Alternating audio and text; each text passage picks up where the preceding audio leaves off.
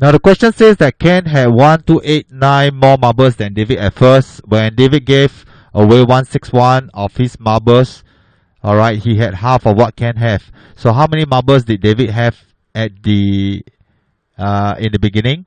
So firstly, since we know that in the end David had half of Ken, that means to say that in the end Ken have David have one unique and Ken have two uniques. Alright, so we draw a model in the end.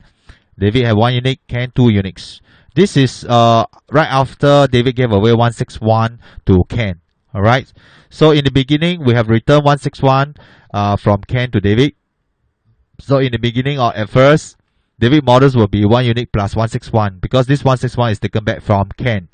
So Ken's model will be 161 shorter, alright, like this, 161 shorter. But we are told that at first Ken had 1289 more than David, alright. So this makes up the model 1289 more than David. So according to this portion of the model, alright, we can see that one unique is equal to 1289 plus 161 plus 161.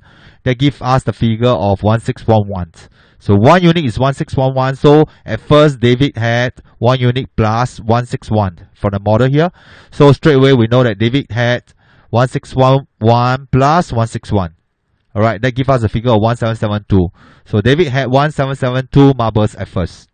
Put it down at the answer space to get this question correct. Thank you for using Playmaths.com.